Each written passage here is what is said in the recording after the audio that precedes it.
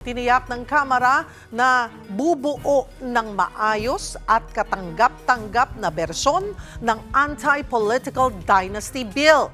Kasunod ito ng mga batiko sa bersyon na isinumite ni na House Speaker Bogie D. at Majority Leader Sandro Marcos na House Bill 6771. Layon nitong limitahan ang mga mag-asawa at magkakaanak hanggang 4th civil degree na sabay na manunungkulan sa mga halal na posisyon sa pamahalaan. Kaugnay po niyan, makakasama natin si Lanao del Sur 1st District Representative Zia Alonto Adyong, Chairman ng House Committee on Suffrage and Electoral Reforms. Magandang tanghali po sa inyo, Kong. Salamat po sa oras. Magandang tanghali, Cheryl. Magandang tanghali po sa mga nanonood ng iyong programa. Kung hindi po bababa sa 14 yung mga nakabinbin na panukalang Anti-Political Dynasty Bill. Kumusta ho yung pagbuo ninyo ng isang consolidated o pinag-isang bersyon nito? Sa ngayon po, Ma'am Cheryl, nagsisik po tayo ng mga opinions ng bawat organisasyon, especially po yung mga expert, constitutional experts, at saka mga dean ng mga law schools po in Metro Manila. Sa ngayon, 13, tama po, 13 ang alam kong nai-refer po na mga different versions. No? So ang gagawin po sana natin ay habang hindi pa po natin napag-umpisahan yung debate sa committee ay meron na po tayong basis to work on. No? Ito pong mga opinions and mga comments ng ating mga legal experts. So hopefully in January, that would be, yun po yung una nating agenda sa Committee on Electoral Reform. Dahil tama po kayo, nagsamitin na rin po ng version ang House leadership. No? Authors po dito ang ating Speaker, Bogie D. at saka ang ating Majority Leader, Representative Sandro Marcos. So yun po yung pinakahuli na version ng ating natanggap. Gagawin pa po natin sa ngayon ay mag-start po tayo ng initial deliberation this coming January. At kung ano po yung mga conflicting provisions or sections, yung mga disagreeing sections doon sa iba't ibang bersyon, atin po bigyan ng pansin para po mapag-usapan, para yung ating pong discussion dito sa komite ay guided din po at mayroong parameters para hindi po mangyayari, iwasan po natin yung hindi so yung wider discussion. We want to have it targeted, the discussion, so that we can move forward, have a constructive discussion and positive, healthy, debate. Kong, okay, you're saying, 13 versions, tama po ba? Plus, ito yung pinakahuli na kila Speaker Bogie D. and Kong Yes, Marcos, tama po? So total of 14. Yes, the last time I checked, it was 13, and when we received the version of Speaker Bogie D. and represent our Majority Leader, it makes the number now totaling to 14.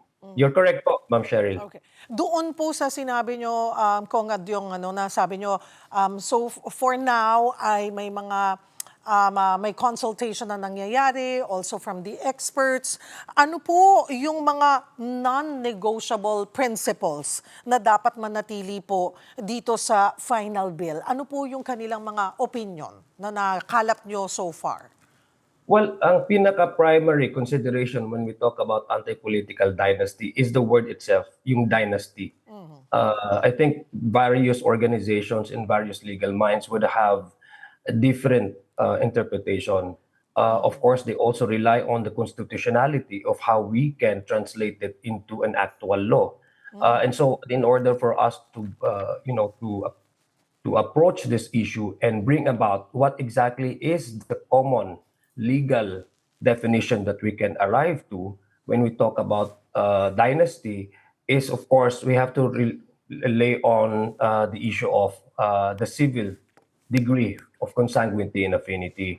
So yun po yung magiging basis po natin. Some say sa version 4th degree, others say 2nd degree. So I think those are the areas where we can particularly focus our attention to para po mabigyan natin ng definition itong dynasty, yung tinatawag na dynasty. I've been telling the public whenever I got the chance of being asked, ano ba talaga yung dynasty, because we have a general sense of what dynasty really means. But if we apply that and define that, supply a definition, and then bring about this word into law that can be enforceable, it becomes very, very technical. So kasi you also have to balance it out with yung sinasabi doon po sa section, doon sa particular section in the Constitution, where you have to have a wider space for public and governance services for all of the citizens, because it is our civic duty, no? And kaya nga po ang sinasabi is, if we try to at least make it define this dynasty in such a way that would also impart yung tinatawag nating nepotism, the character of nepotism.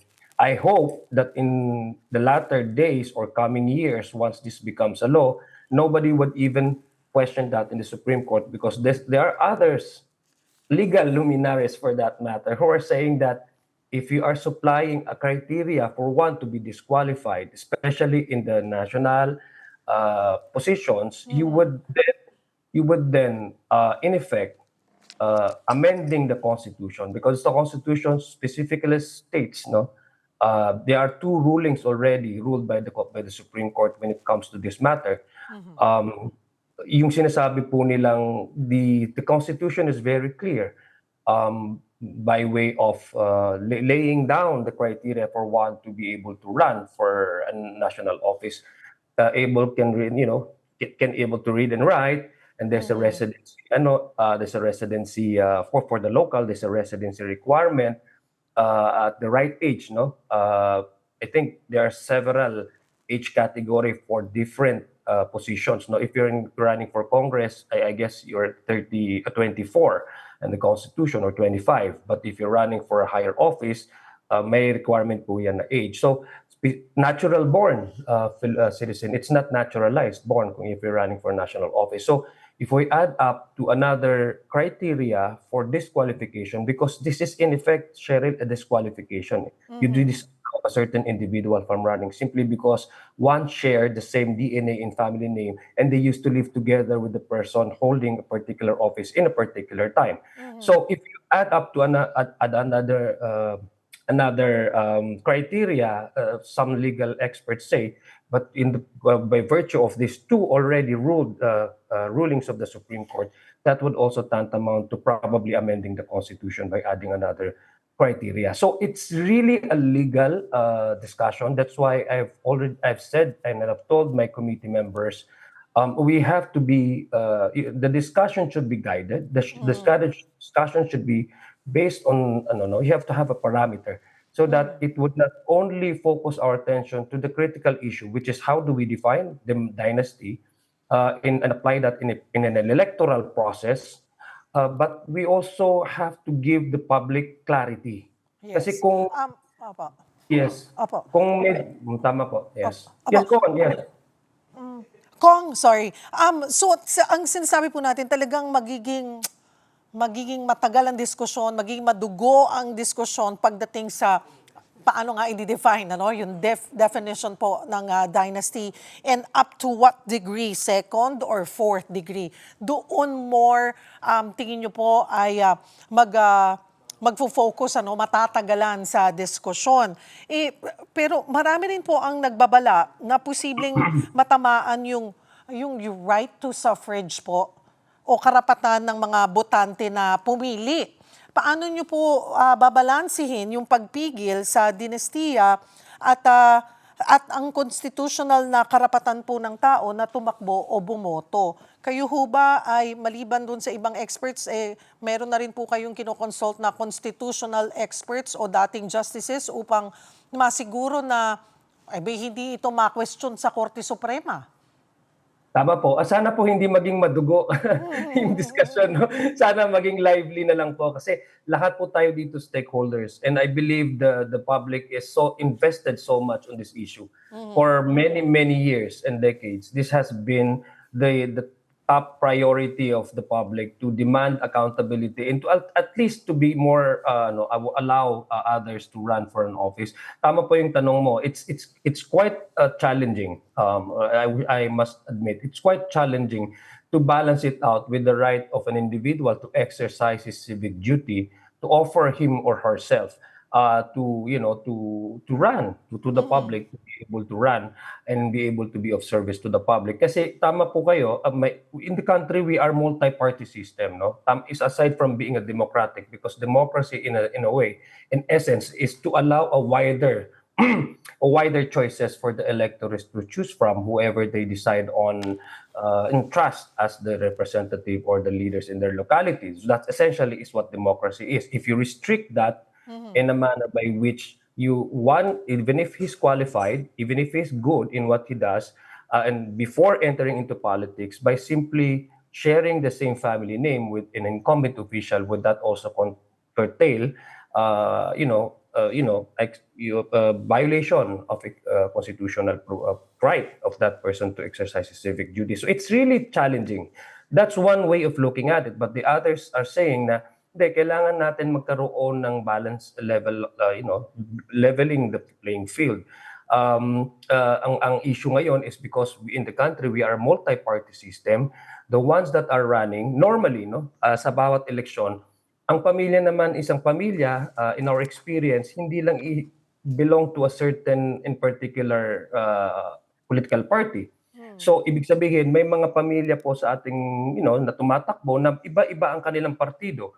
So, ang partido nila, sila po yung nag-i-issue ng Certificate of Acceptance and Nomination. So, where do we see the dynasty in that? If, for example, the party, by the operation of their constitution and bylaws, a political party issues a certificate, nominate this particular person to run for a specific office, where actually is the dynasty there? So isa yun sa mga question na lumalabas din from our experts, mga legal experts. But there is essentially, Ma'am Cheryl, the issue of why it has gained so much momentum at this point in time, it's because it relates now, it associates itong issue na to with, to be honest with you, with the current mess that we are in.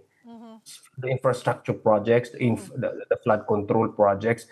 So everything is modeled up in such a way that one cannot really categorize the issue because of all these concerns and all this, the mess, the scandal it has brought out, which made the public really angry. So we understand, and I think that's the reason why it has constantly growing, the clamor for this political dynasty. And it has consistently made the public so eager to demand from the public officers and public office for that matter, nakaupo mga public officials, to define exactly what do we mean by a political dynasty and to have a much wider way and access for others to run. And Kong, sabi nyo nga po ay kaya may momentum ito dahil sa mga nakitang anomalya sa mga infrastructure projects. Involve ang mga tao dito at binanggit nyo na gusto nyo ay dalhin itong diskusyon na ito sa grassroots. Yes, Grassroots level. Paano po nyo isasagawa yan? Magkakaroon ba ng public hearing sa probinsya? Sectoral dialogues ba? Online consultations? Yes, tama po. We will do the public consultation po, Ma'am Cheryl, Kasi normally, ang nangyayari po talaga dito is ang mga batas ay pinag-uusapan lang experts at mga legislators dito lang sa House of Representatives o sa Senate. So walang access yung publiko para maintindihan talaga every step of the way. Kung ano pa yung binabalangkas na batas o pino-forward na batas. So they only learn about that once ma-enforce na, Pero ang may prinsipyo po tayo na ignorance of the law excuses no one. Tama po ba? So what I mean is that since all of us are invested, since all of us are stakeholders in this discussion, kasi we're talking about the basic right to choose, suffrage. That's the very basic and foundation of what democracy is. Buboto ka, mamimili ka. It also translates to what type of bureaucracy or government you would have. So, lahat tayo stakeholders dito, hindi lang legislators, hindi lang political experts, hindi lang constitutional experts.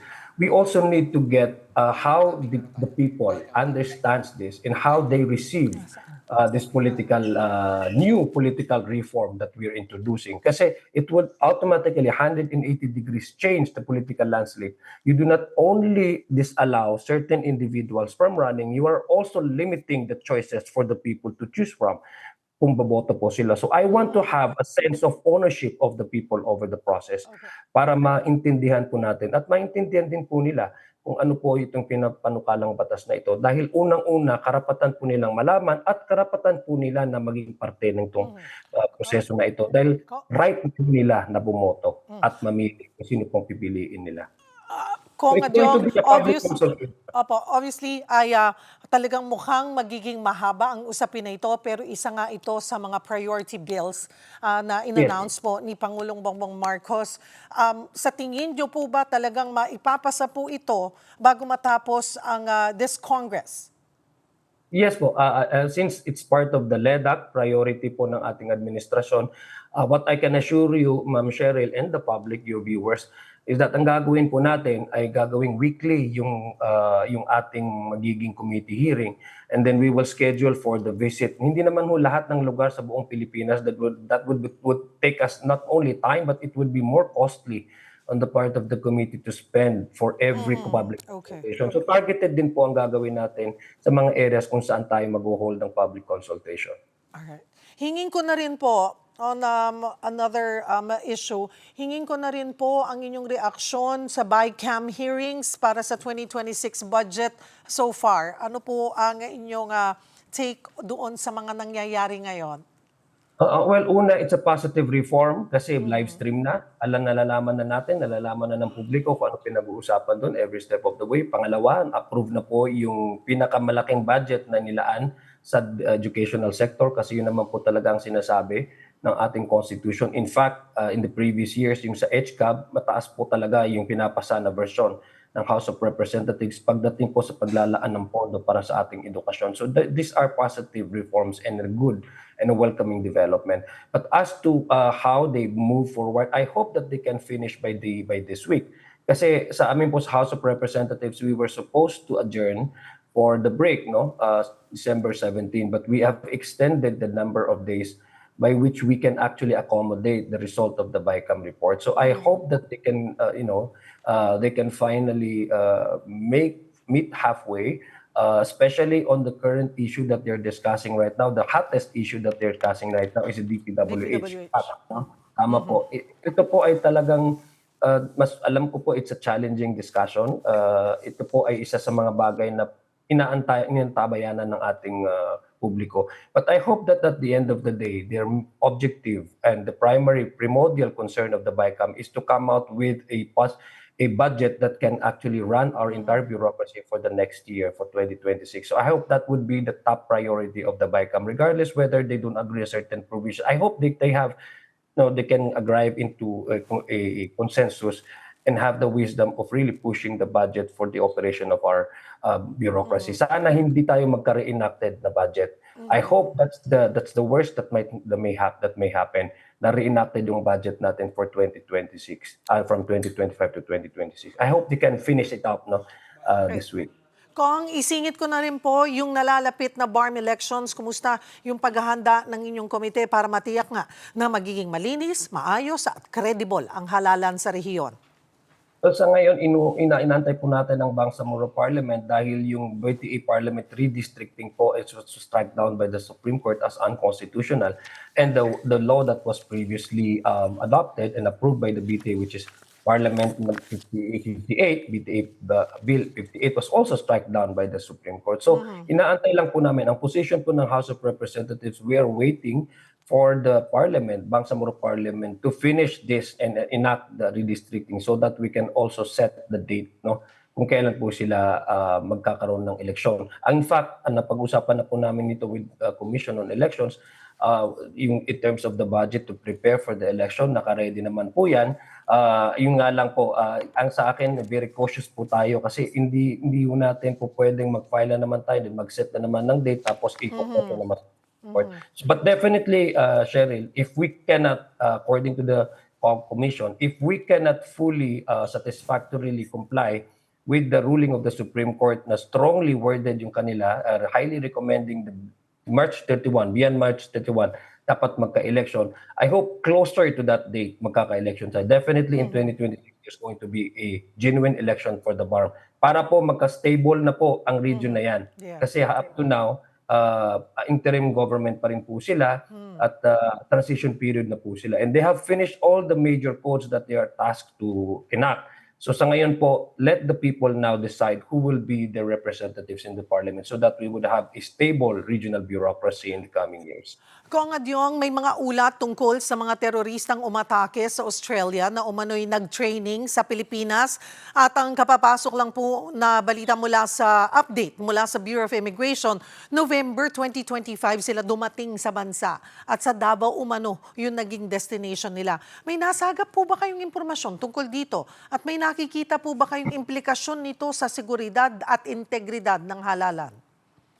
Well, sa ngayon, I just learned about that last night. No? Nakikiramay po tayo sa mga nasawi o naging biktima nitong karahasan na ito. It should not happen anywhere in the world.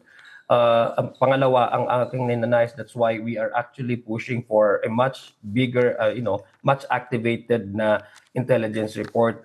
Part of this, we are facing, Ma'am Cheryl, what we experienced in 2017 back in during the Marawi siege is that many of the fighters there involved were actually not homegrown and not Filipino nationals. These are extremists from other countries, no? So it's a foreign-born or advocacy, which actually affects not only not only one particular country but all over the world.